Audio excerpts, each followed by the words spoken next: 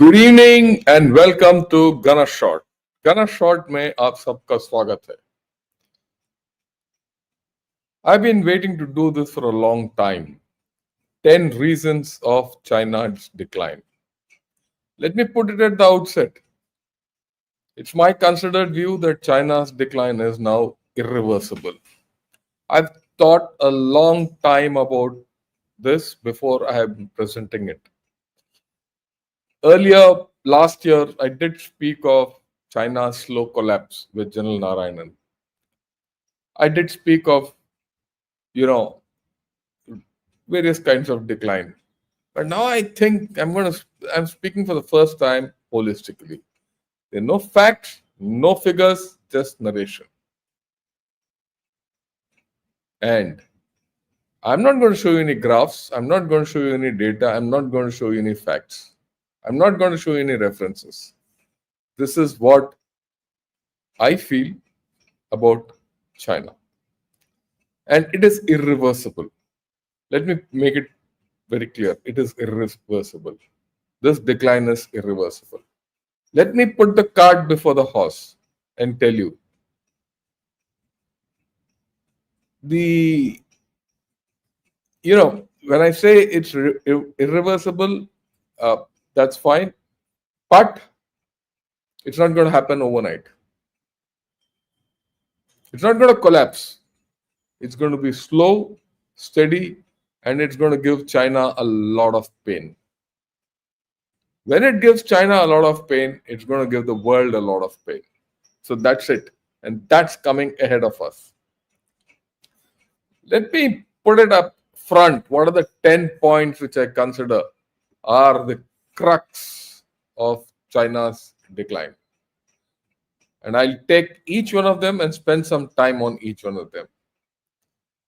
It's declining demography. It's political structure and instability. The security. It's invested in technology without returns. Its lack of resources. Its overgrown military. Its troubled rimlands. Lack of geopolitical trust. The destruction of Chinese culture by the CCP. And last and not the least, property and infrastructure. So we'll take each one of them one by one. I've listed out a few factors for each. You might add a few. There might be some I missed out. But adding to that is just adding, more weight to what I'm going to put across to all of you. Right? So let's get going. Okay. The first factor and the most important factor, the declining demography. We must remember that a nation is made of people. It's the people who make the nation. Without the people, there's no nation. This is my, robots don't make the nation. Economy doesn't make the nation. Military doesn't make the nation. It is the people who make the economy. It is people who make the nation, and it's people who make everything. In China, this is going away. And it is going down, down, and down. About 2 weeks back, I did a program on China's demographic decline and why it happened and all that. But I'm going to stick to the fundamentals of all that story now. The first and most important factor of their declining demography is their one-child policy. They pushed the one-child policy right from 1990 till 2020. Though they declared a two-child policy and they scrapped it and all, but it kept getting pushed. Now, China has been under this one-child policy for over 20 years. In this period, China progressed and then natural element of declining demography due to economic boom has caught up. After that, China has implemented all kinds of policies, two, three, four childs, nothing works and it will not work. If anything, their birth rates are going down. If there are no people in this society, how will it prosper? Where will it get its working hands tomorrow? It's not there. As simple as that. The second, there's an aging population. A combination of aging population and one child policy is something lethal for America, for China. At one end, there are old people accumulating. At the other end, there is no one to replace them. The replacement rates in China have gone below 1. And in major population centers, it is hovers around 0.5. With better medicine, everything, people's ages have extended. So the number of aged people is increasing. You'll be surprised to know by 2030, latest, might happen earlier, China will have 50% of China will be over 50. Already the median age is 39. Just think, the median age of China is 39. By 2030, and this is as per official figures, it has to be worse. By 2030, it will be 50. This is going to be an old country. By 2030, more than 30% of the people will be over 60%.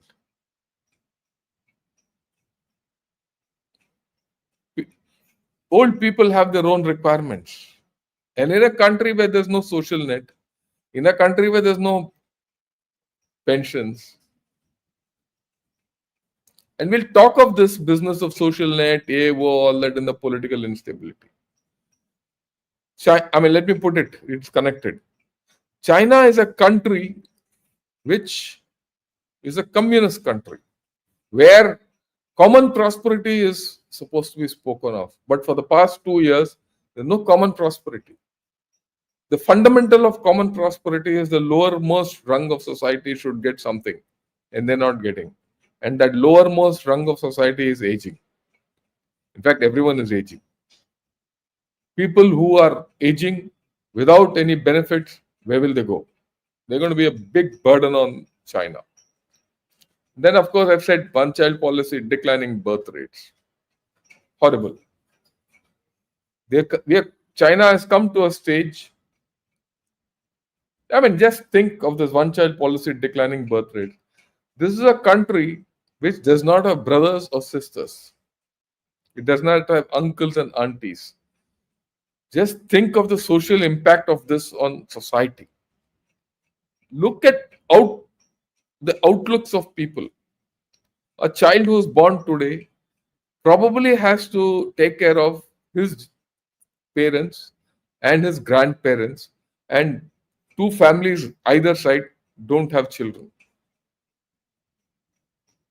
So this Chinese fellow is going to be absolutely transactional, in a survival mode.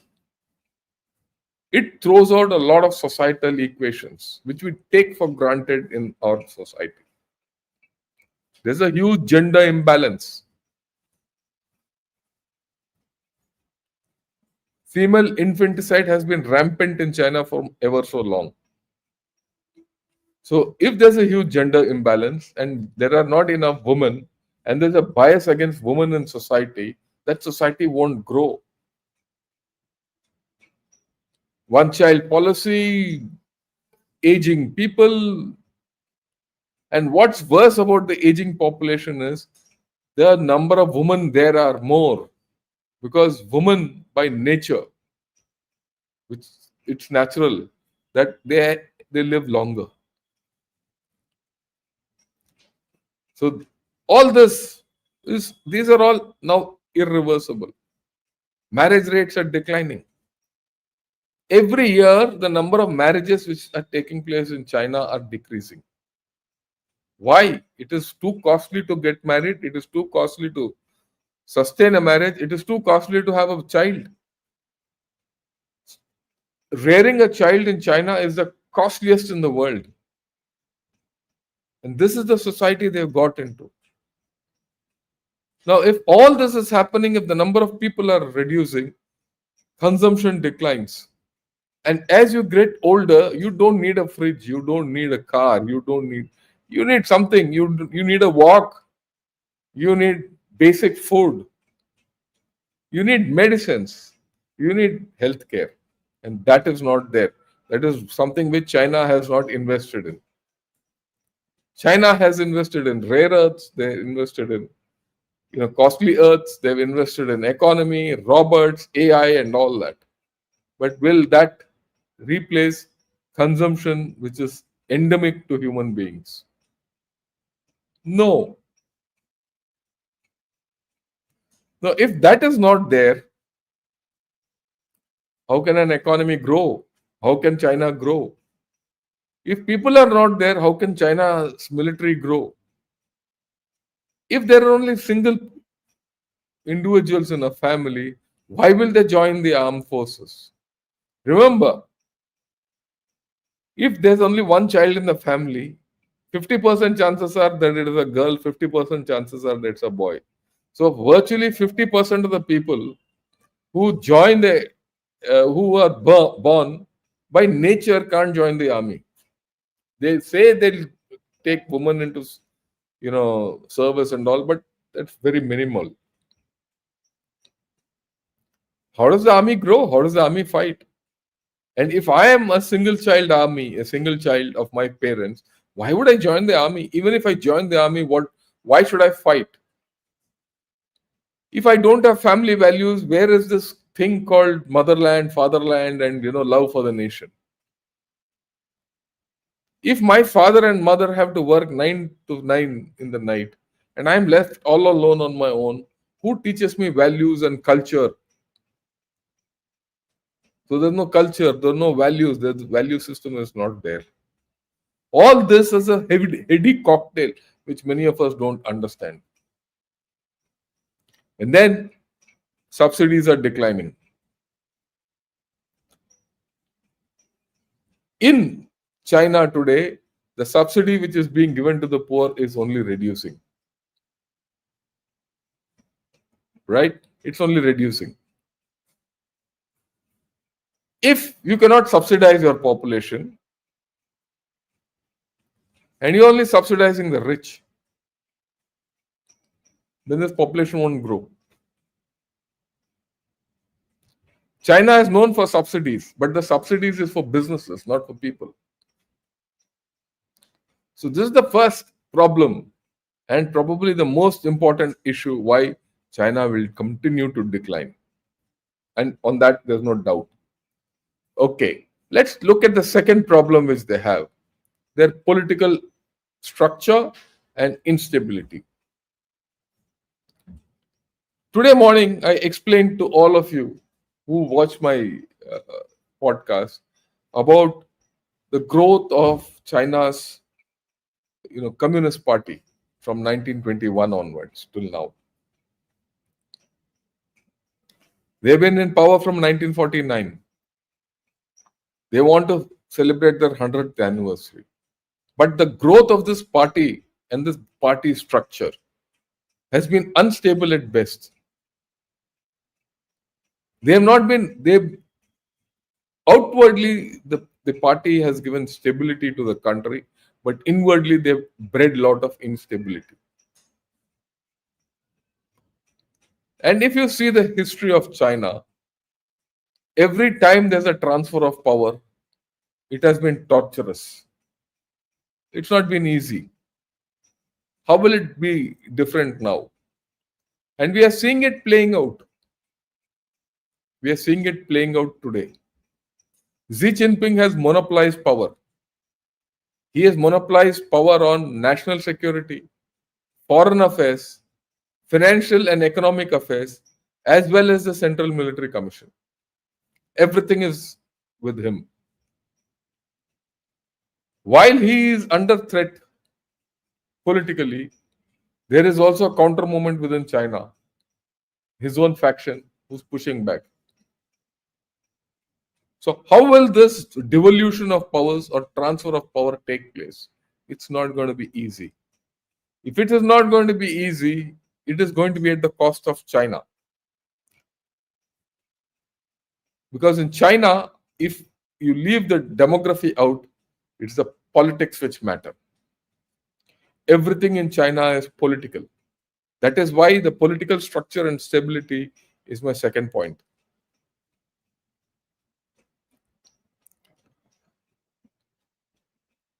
When the Chinese came to power, when Mao came to power, and he said power to the proletariat, or that's a Soviet euphemism, but that was what it was.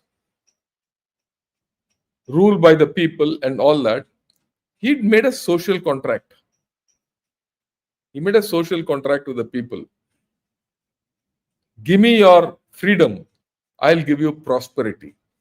He never gave them prosperity, nor did he let them be free till he died. And then China went into instability. Deng Xiaoping came and realized if he doesn't give prosperity to people, the Communist Party will die. So he restarted this social contract with the people. He brought it to the fore. And he said, it doesn't matter the color of the cat as far as it catches mice. He made wealth creation the national goal. And he gave prosperity to people. But in the past 10 years, as the economy has hit headwinds, natural headwinds, and unnatural headwinds, due to the political structure and decrease in population and many other things, this social contract is frayed. In the 20-party Congress in October 22, Xi Jinping changed the social contract. He converted this from prosperity to security. So his contract today is, look, I'll give you security, you give me your freedom. But people will not give it. Because the fundamental requirement of any human being is prosperity. He needs food to eat. He needs decent living. He needs medical. He needs education for his children. Those are out of the common reach. It's not simple for people. Aging population. An aging population does not need security. No one is going to come and kill an old man. An aging population needs prosperity. It is not even prosperity. It is sustenance. And that sustenance, the Communist Party today is not able to give. Okay. Then, like I said today morning, I analyzed, there's a huge problem of transfer of power. Every transfer of power has come with a problem. The transfer of power which will happen now when Xi Jinping goes and all his monopolies are taken off, because Xi Jinping centralized everything. And he also didn't let a leader grow. So in an environment where there's no leader who cannot exercise all these powers which Xi Jinping had with him, they have to be devolved. And that transfer of power will not be easy. They will be fighting, competing lobbies. As it is, China was known for its factions. It will only increase. And that's what my next point is, lack of a clear succession. Who is that person succeeding China? Today they say a chap called Wang Yang, who was sidelined. He's reluctant to come. There's no one in the horizon. The guys who are in power are well entrenched. They will not give up. The plan which so far says is they have to be sidelined. But they have their own power bases which they have built up over the past 10 years along with Xi Jinping, and Xi Jinping is not dead. And Xi Jinping today has gone to Kazakhstan to meet all Central Asian republics and in the Central Asian Republic Forum. So he's traveling. He might not be well, but he still holds the reins. So this transfer of power is not going to happen in a hurry, irrespective of what rumors come, what analysis happens and all. But the fact is that it will happen. It will happen in the next 1-2 years. So if it doesn't happen, the first problem will come in: monopolization, over monopolization. Xi Jinping, to retain power, will continue to over monopolize. So whether he over monopolizes or he devolves power to the people, where there's no clear succession and there's a political vacuum coming up, there's a problem. And Xi Jinping himself has not given up. He has consolidated power, but was that power structure stable? No. And we'll talk why it's not been stable.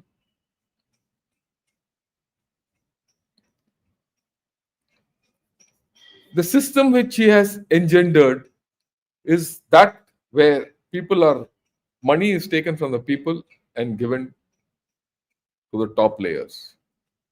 So you're in a rich state with the poor people, and this will be repeated later.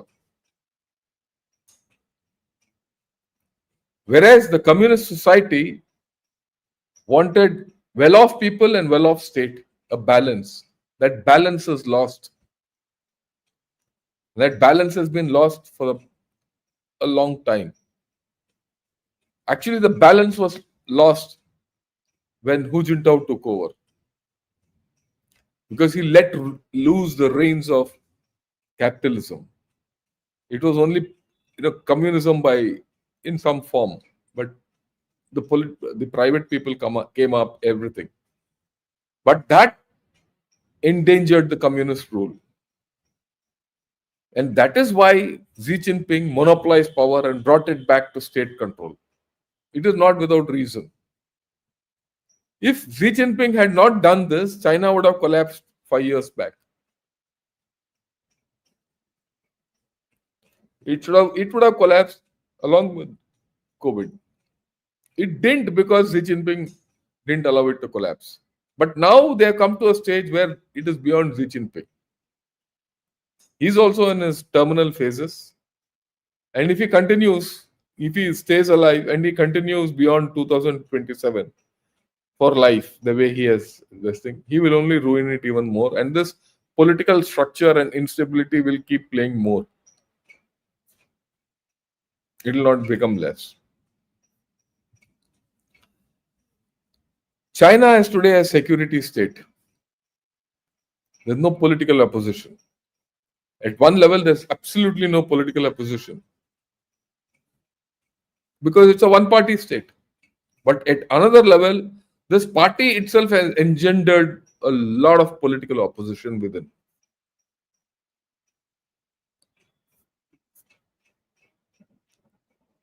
This links with the earlier story of political instability. There's widespread unrest, which doesn't get reported. We've seen widespread unrest at the end of COVID, where people came out on the streets, showed white papers. From time to time, people come out and protest. Old people have come and protested on the streets to say that we want better pensions when their medical pensions were reduced. We've seen outpourings of unrest when people put out banners, and the reaction of the state to just one banner is so violent. We've seen people, moving down people, and I still remember 5-6 months back, there was a movement where students moved from one place to the other just to buy dumplings. They cycled 50 kilometers or 60 kilometers and came back. It became a movement. A whole lot of young students were moving from one place to the other.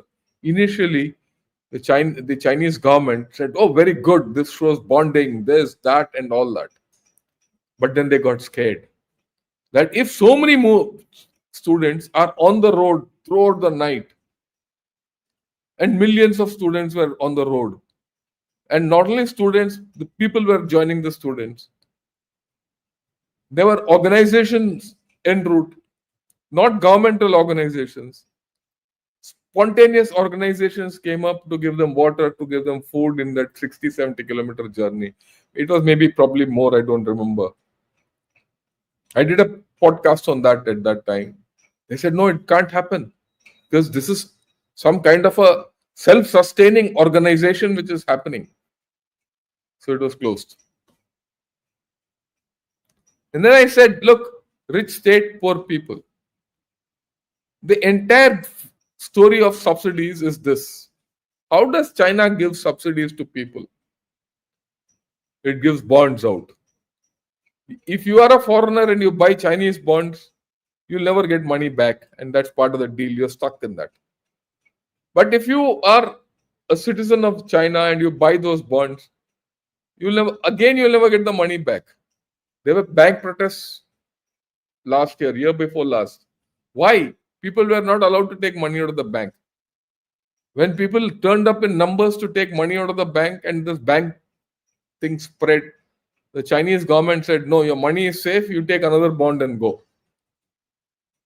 They keep selling bonds to their own people. People feel that they have money in the bank which they're never going to get. And China keeps taking money from its people and giving subsidies to all its ventures. And many of those ventures have failed, like the property has failed. Its EV sector is on the verge of failure. And many people just siphon this money and take it off. And the people at the bottom, with their bonds, all they can do is take loans. They can take loans for consumption, which they're being given today. And they took loans for their houses, everything. And they have to keep repaying these loans by their hard work. It's a never-ending cycle. And with every passing day, the people in this country are becoming poorer and the state is becoming richer. Right? And then there's this relationship between economic reform, development, and social stability. Very recently, there's this white paper which came out on security. And that encompasses this. It's explained very well in this. Economic development and reform is no more for well-being of people. It is no more for social stability. It is to provide security to the state. So there's a disconnect. It's become a security state. And the security state has gendered a poor peripheral environment. 12 years back, 15 years back, countries like Vietnam, Malaysia, Philippines, Taiwan, Japan, Korea had very good relations with China. In fact, Taiwan had great investment into China. And Chinese mainland businesses were investing into Taiwan. Today it's all gone. There would be some, but not much. Why?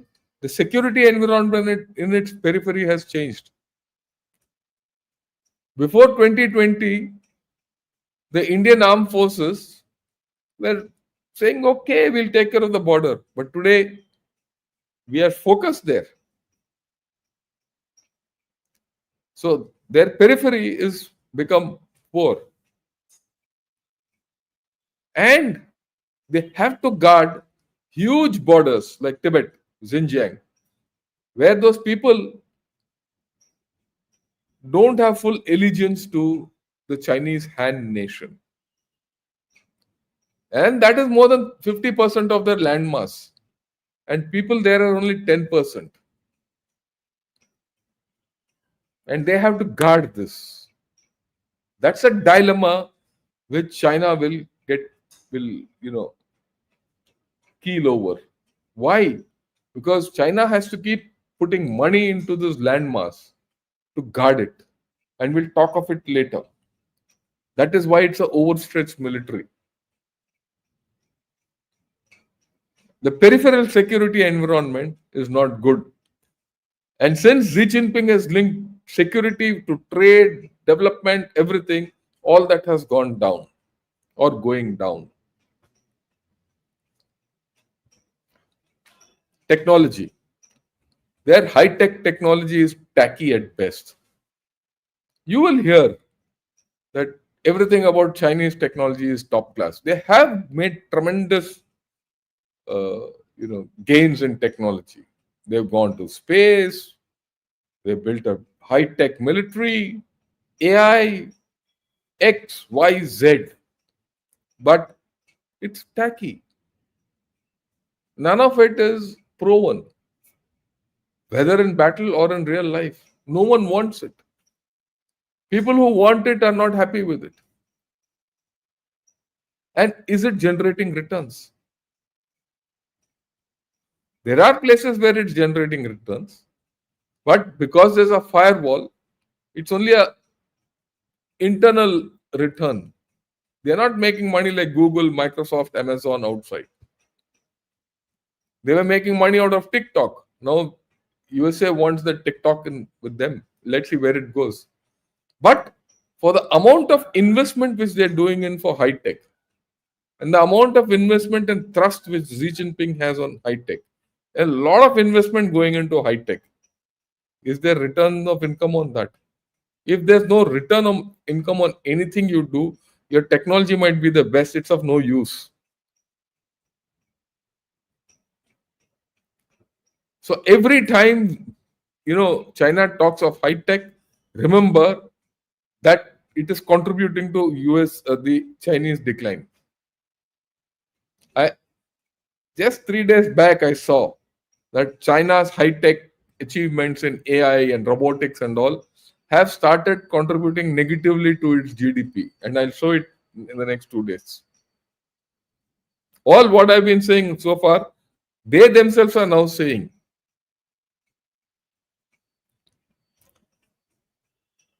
And then China is a country which does not have resources. It simply does not have resources. It does not have water. It does not have enough water. That's why it wants water from Brahmaputra. And you need water for people. You need water for the cities. You need water for agriculture. You need water for hydroelectricity. They are short. And if you don't have electricity and energy, your business can't grow, your economy can't grow, your industry can't grow or be sustained. And you want to go into high tech, you need more energy, which they don't have. They're reaching a ceiling. In fact, they've already reached a ceiling as far as their energy capability is concerned within China. That is why they want this dam in Brahmaputra, which will not be ready for the next 25 years. Take it from me. I'll die and go. That dam won't get erected.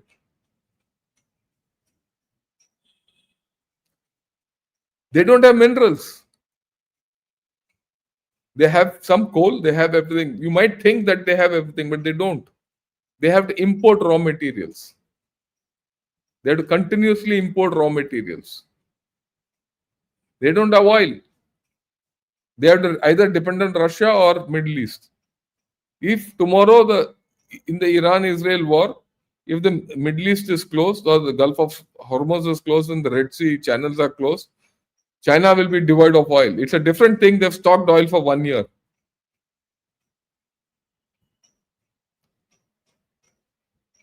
In this business of stocking, they've stocked water. They've stocked oil, they've stocked grains, they've stocked everything. It's all dead money. That money is dead, lying there. It might come to use, but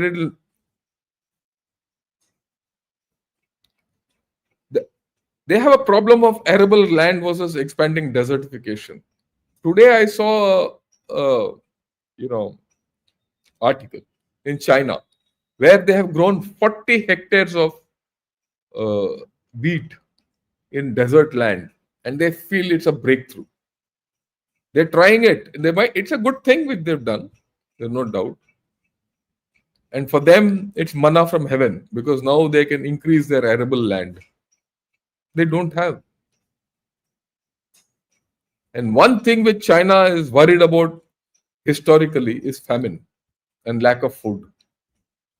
And that is why every 5, 6 months or even 3 months, Xi Jinping has been going about in the past 10 years putting trust on food security. And here the declining population is going to hit them. China is over urbanized. There are no people in rural areas to carry out agriculture. And there are no youth in the rural areas to carry out agriculture. The old people can't. 2 years back, they reclaimed mountains and did something funny. And one rain and everything got washed off. Part of this is climate. Climate change is hitting China in ways beyond the normal because their growth has been beyond normal. If you have abnormal growth, any change in the environment will hit you abnormally. And that is going to bite them. And that is irreversible. I give this example to everyone. If you're living by the beach and you have a shack made of palm fronds, when huge tidal waves come, that shack will get washed off. And end of story.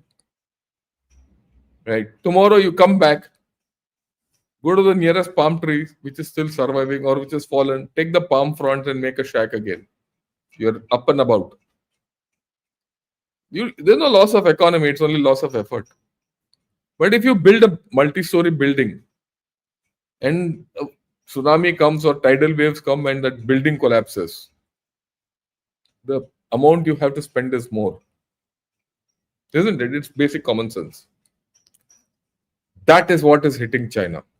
As years have gone by, irrespective of what happens in the climate, irrespective of natural disasters, the cost they are paying for these natural disasters has gone up.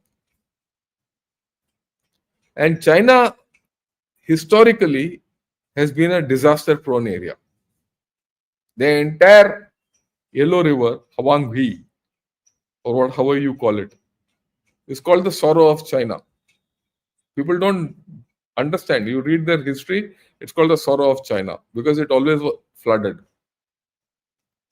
And the thing with that floods is that as you keep putting embankments, the river bed rises and the embankments gets washed away. They made this Three Gorges Dam, but that's on Yangtze River, Yangtze. They made this Three Gorges River to control floods. And to their horror, in the past 5 years, they've seen that that it doesn't control floods. It contributes to floods. Because when there floods, the dams behind the Three Gorges Dam, there are about 11, 12 dams, big dams.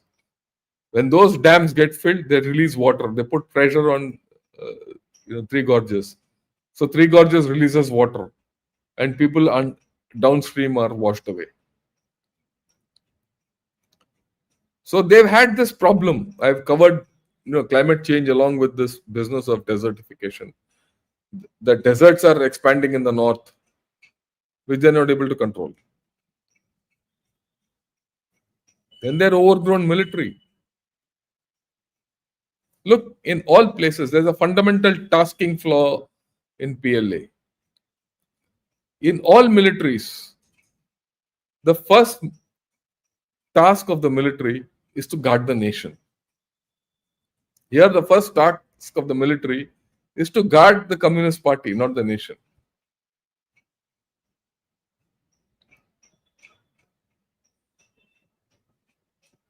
And this is a thing which is, even now playing out.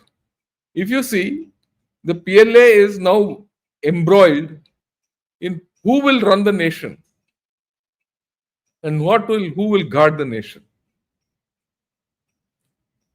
Look, you gotta understand, we fought Kargil war when the government was not there. Mr. Atal Bihari Vajpayee's government was on lease. It was only after that we had elections. And then, of course, he came. That's a different story. Why? The armed forces were very clear. We guard the constitution and we guard the nation. Irrespective of the government, we'll do our job.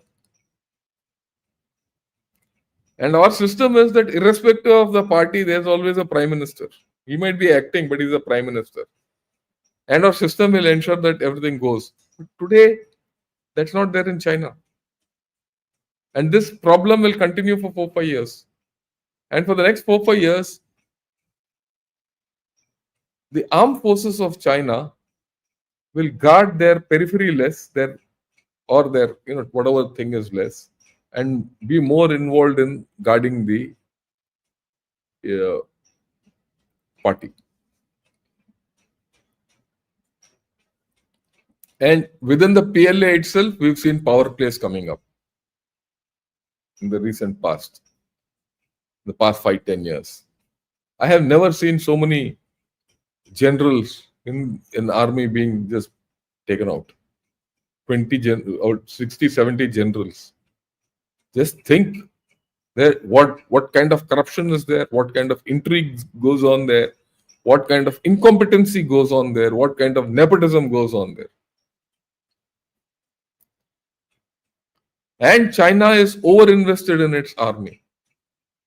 It's over-invested in technology, it's over-invested in money. And it doesn't have the capacity to man it.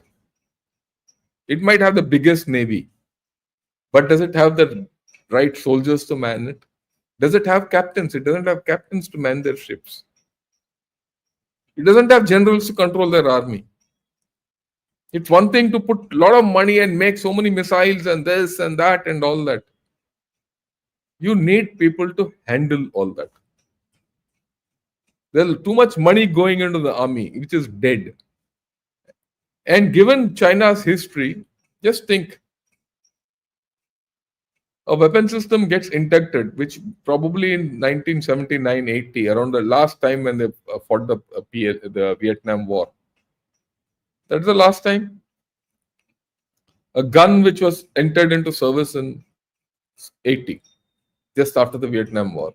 Today it is 2025, 45 years. That gun has not fired in anger. It's going to get retired. And you're getting more high-tech equipment every day. High-tech equipment are costly. First and foremost, that gun which you had in 1980 was a cheap gun, old gun, rudimentary gun. It costed $100. Today you are putting a high-tech weapon system in its place, which costs not $100, it costs $10,000, maybe 100 times, 1,000 times more. That's investment. And if that doesn't work, like it has some of their, equipment has not worked in Pakistan, it's a waste. So all the money which you earned has gone down the drain.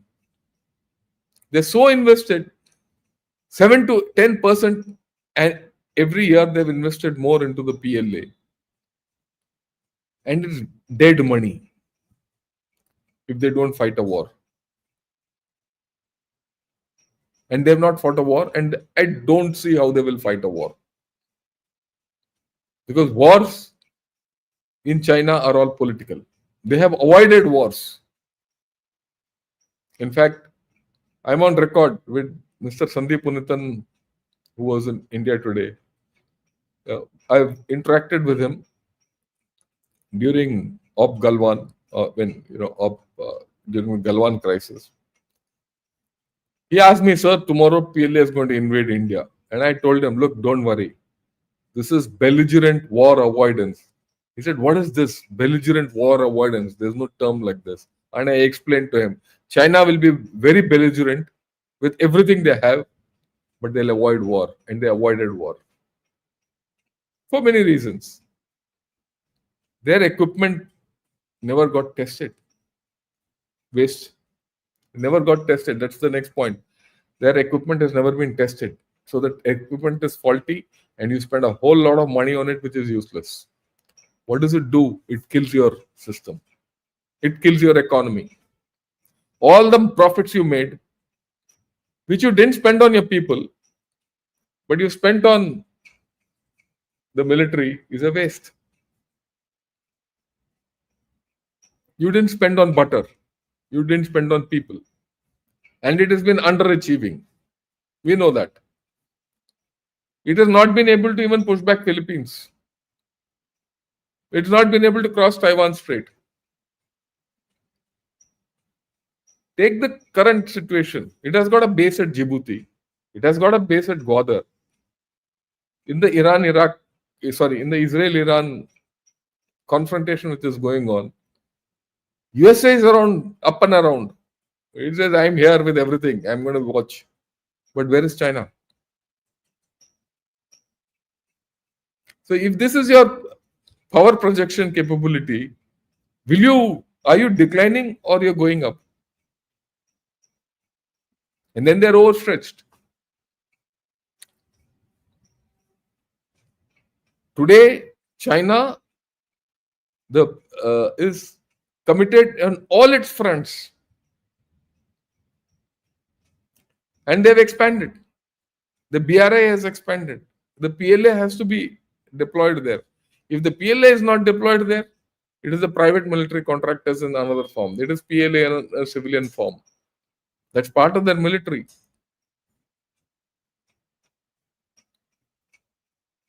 Part of their grey zone operations. All funded from where? Either the internal security or external security funding. And they're still not able to cope. They might have a whole lot of militia coast guard boats, but they're all funded by the state. If they don't achieve and they're overstretched, very clearly China is declining. Property and infrastructure. Do I need to say? They've built high-speed rails. I mean, just think a high-speed rail station which is built in the middle of nowhere. It doesn't. To reach a high-speed railway station in China, I am told, if you leave Beijing and Shanghai and all these places out, you have to travel 15 to 20 kilometers. It doesn't make sense. And at the other end, to go to your destination, you have to travel another 15 to 20 kilometers. Why was this made that way? It was made, the logic is that when a high-speed train comes, wherever it comes, the land around it will become costly, property is built up out there, and an alternate, development takes place, and everyone then gets. People didn't understand or didn't have the foresight to think if development takes place somewhere else, developed areas will become underdeveloped. And people who were in these already developed areas couldn't move to new developed areas because they didn't have money. Rich state, poor people. They were not prepared to undertake more mortgages because the economy started sinking ever since the COVID took place. So they have highways which connect nothing. They spend so much on highways, there's so much on public infrastructure, roads, bridges, You might have a top-class bridge. But if it doesn't give you economic value, it's a waste. Because you spent more in this infrastructure, and infrastructure is costly. If it is not used, it's not giving you the amount you have to spend more to just maintain that infrastructure will kill you. So we're going to see two things. One, either this infrastructure starts collapsing, or if this infrastructure gets maintained, you will see the economy collapsing. And the number of users of this are going down. Remember that. So this dynamic will continue to play, this business of ghost cities. Then China does not need to build another flat for till maybe in the next 10 years. But even after that, it doesn't need, because your population is shrinking. The population which is there doesn't need the flats which are built already. There are 90 million more flats than what is required.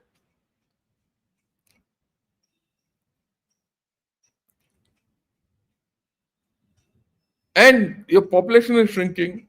So this complete ghost cities in which they've spent, they're gone. If China becomes poor tomorrow, it is because of the fact that these ghost cities will not give any return, infrastructure will not give any return, and the military will not give any return. When they made money, they made money. All this is now locked out.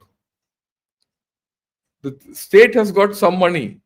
The people don't have money, and the infrastructure which is there in this country is not giving them economic returns. It is not like India, where today you build a road, within a matter of 5 years, you need to build another road there. It's happening everywhere. Why?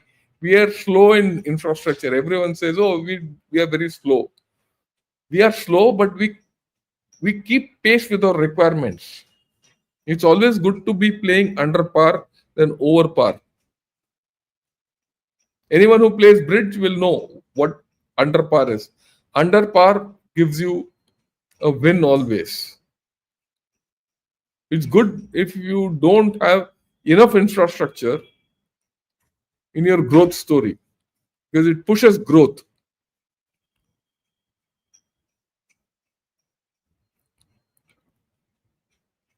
And then you have troubled rimlands. Look at Tibet, Taiwan, Turkmenistan, India, 9-line, East Asia, USA. They are all Russia, Japan, Koreas. These are 3 sets of troubled rimlands.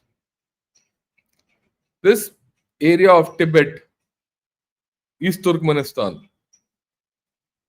and the bordering India, like I said earlier, only less than 10% of their people live, and that's more than 50% of their area. They have to keep investing into this area without getting any returns to just maintain them, just to hold on to them. And this will not change. And these are in areas which are hostile. Hostile in environment, hostile by people.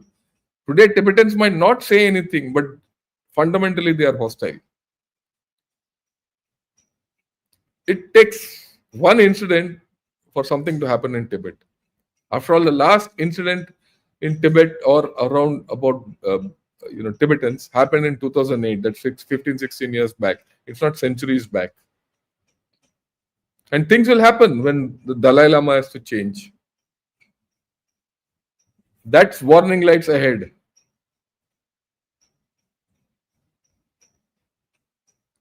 Look at Taiwan. They have to invest more. Okay, they go into Taiwan. To control 22 million people, that's the population of Taiwan, they'll have to pump money in. Or for that matter, the amount of money they have to put in Turkmenistan, which they call Xinjiang. What if radicalism enters Turkmenistan? They're finished. And increasingly, I see that they're not able to balance their situation. 5 years back, in 2020, they came very aggressively across the Tibet border.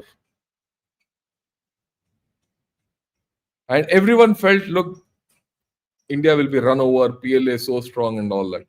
5 years later, what do you see? India is emerging stronger and PLA is on the back foot. Today they have already started thinking of defending. That they will only go into an offensive is gone out of their head. Believe you me. I have seen their papers which talk of defense. They have 3 defense lines. Their thinking has changed. And if there's a war between India and China, all you have to do is go a little deep into Tibet. And then Tibet will not be under their control. And if Tibet is not under their control, it will spread to Xinjiang. And if both these are not under control, China will collapse. I am not talking of decline anymore, collapse. That is the danger in which they are, and they know it. We in India don't understand this.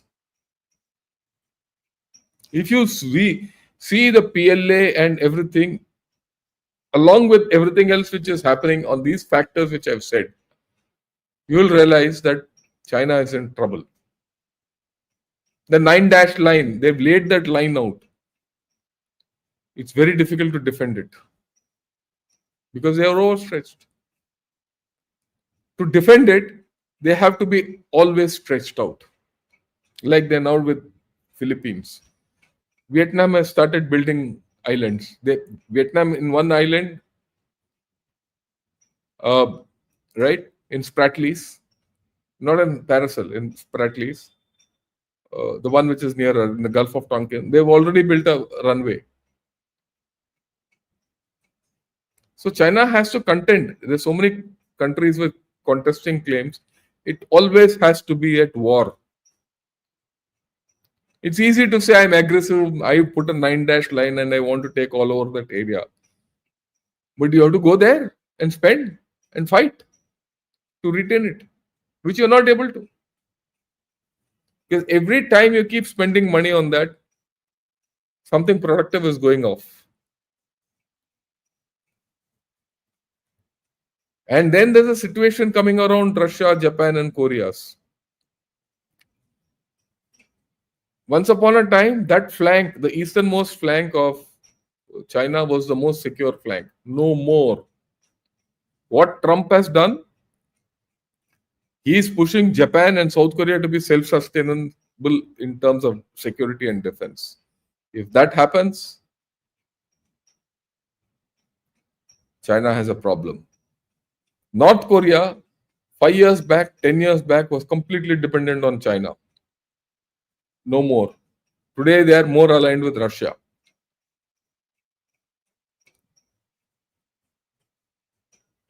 They are showing 2 thumbs to Korea. Oh, sorry, China. And of late, though 3 years back, Putin and Xi Jinping went into the no limits friendship and partnership and all that. That's fraying in the edges.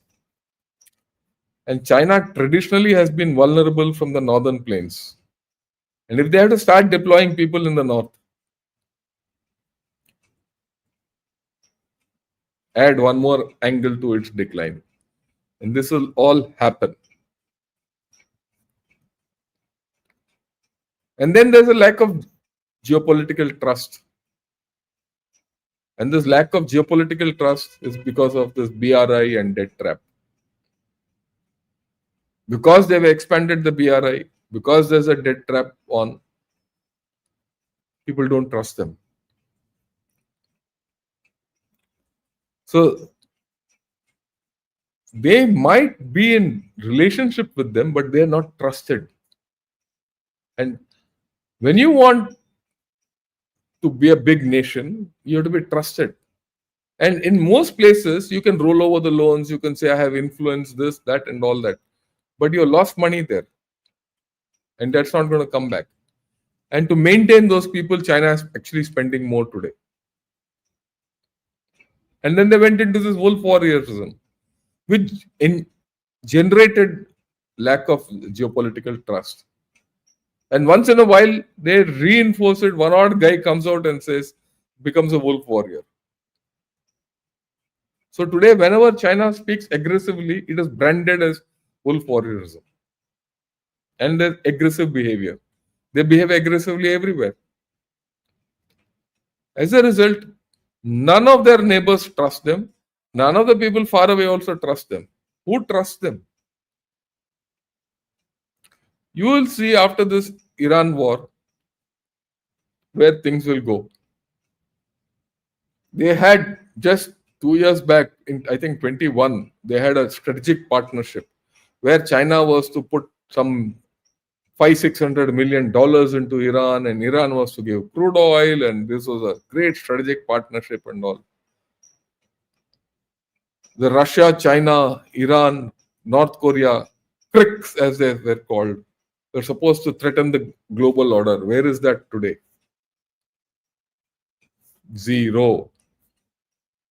Things have changed.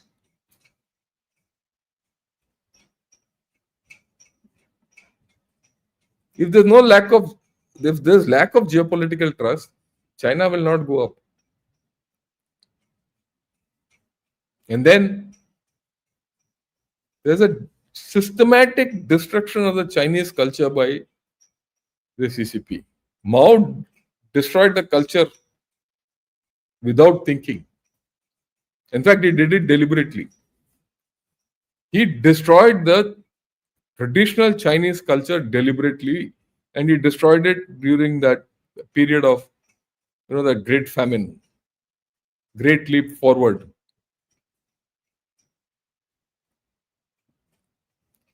Okay, he finished it off, where teachers were executed, where professors from universities were taken to work on the fields. Cultural revolution. What is that cultural revolution all about? All ancient methods were taken out and the communist form of life came. So when people say communist, the Chinese culture is no more there. It's not there. It's gone. And further, this one-child policy has changed what is this Chinese culture? The Chinese culture earlier, if you saw large families, community living, people taking care of each other and all that. Today, no one takes care of each other. There's no culture. No one is interested in culture. They're more interested in getting ahead in life and progressing. Because if they don't, they'll die. There's no social net. And this is something which I learned, in Nagaland. You go to Nagaland, you'll never find a beggar. And they're not rich, they're very poor people. Most of them. Villages in the rural areas, they're very poor. Even the cities are not that well developed by our standards. And yet you don't find a beggar, yet you don't find an old age chap. Why? Because the society takes care of them. The Naga culture takes care of them. I mean, this is true for any tribal culture anywhere in the world. That is broken completely by the Chinese. And they're searching for a new religion today. They said today the talk is Buddhism is Chinese. It's not Indian. It's not Nepalese. It is Chinese. It's a Chinese religion. So they're searching for a religion. Why? Because their own culture they have killed and they can't revive it. And what is a set of people without a culture? It's a declining society.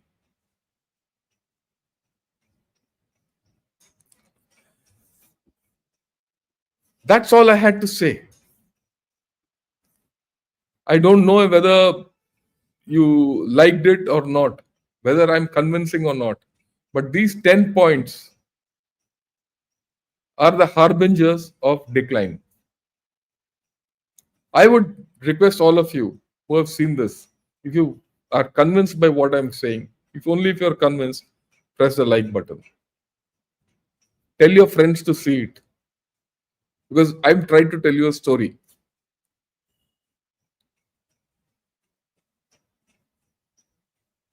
And this is playing out. And this is playing out at speed.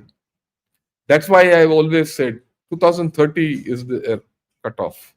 In 5 years, you'll see changes happening. Just think back, what was China 5 years back and what is China today and what will China be 5 years hence? If you project this decline into the future, I say, look, in the next 5 years, as China declines, India will start rising. It's not a matter of war. It's a matter of a rise of a nation and the decline of a nation. And the decline of this Chinese nation has nothing to do with its culture, communism, everything. Because the nation and the people are declining. And that decline has been facilitated and propagated by the Chinese Communist Party.